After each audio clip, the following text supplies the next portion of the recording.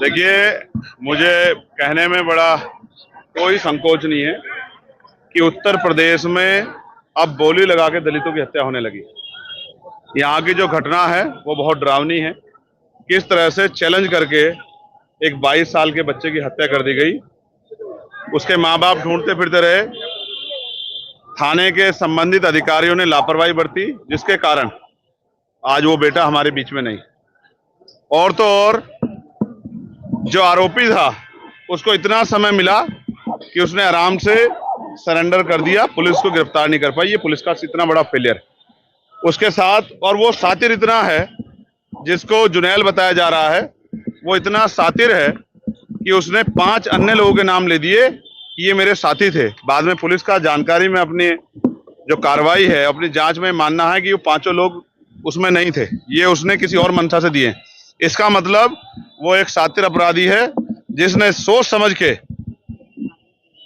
ये हत्या की है। उस पर कठोर से कठोर कार्रवाई हो और फास्ट ट्रैक कोर्ट में मुकदमा चले, और जितने भी ऐसे अधिकारी हैं जिन्होंने अपने कर्तव्य के प्रति जिम्मेदारी निर्वहन नहीं किया, उन पर सख्त कार्रवाई हो, जिससे कि और थानों में गरीबों की जो के साथ जुल्म हो रहा है, वो जुल्म करने वाले लोगों पे कार्रवाई होना आसान हो जाए, सभी अधिकारियों को इसकी संदेश जाए। साथ साथ परिवार की हालत बड़ी कमजोर है, तो हमने परिवार के लिए 50 लाख रुपए की आर्थिक मदद की मांग की है, क्योंकि उनका जो यही कमाने वाला बच्चा था, इस बिटिया के भी 2 बच्चे हैं और उनके माँ बाप भी वृद्ध हो चुके हैं। इनके लिए भी हमने मांग की है और एक सरकारी नौकरी की हमने मांग की है, परिवार की सुरक्षा की।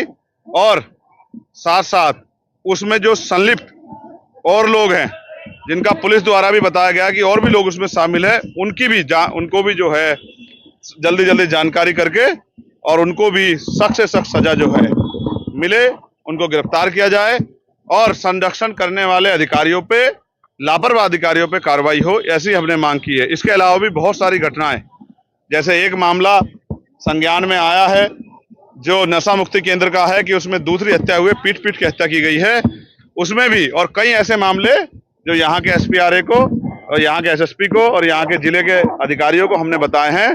तमाम तरह से ऐसा लगता है कि उत्तर प्रदेश सरकार में गुंडों को खुली छूट मिल गई है कि वो कमजोर वर्ग के लोगों का जितना चाहे दमन करें और उन पर कोई कार्रवाई नहीं होगी।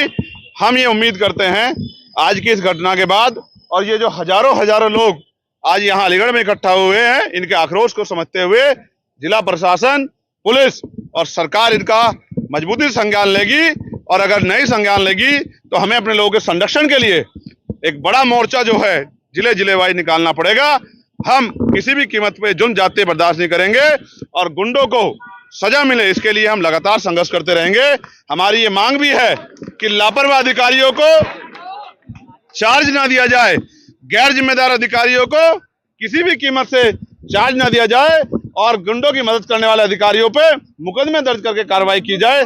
तब जाके मैं लोकसभा में भी और लोकसभा के बाहर भी आपको आश्वस्त करता हूं कि उत्तर प्रदेश के और देश के दलित, पिछड़े, मुसलमान, आदिवासी, तमाम महिलाओं, किसानों, मजदूरों के मुद्दों को बड़ी मुखरता से हम पार्लियामेंट के अंदर भी और पार्लियामेंट के बाहर सड़क पे भी मजबूती से उठाएंगे और गुंडागर्दी करने वाले लोगों को किसी भी तरह के संरक्षण के बावजूद भी उनकी सही जगह भेजने के लिए पुरजोर ताकत से आंदोलन करेंगे, संघर्ष करेंगे। भले ही हम लोकसभा के सदस्य बन गए हों, लेकिन हम सड़क की संघर्ष का रास्ता नहीं छोड़ेंगे, क्योंकि जब सत्ता तानाशाह हो जाएगी या सत्ता अहंकारी हो जाएगी तो सड़क का रास्ता ही गरीबों के न्याय के दरवाजे खोलेगी, ऐसा मेरा मानना है। देखिए, पीड़ित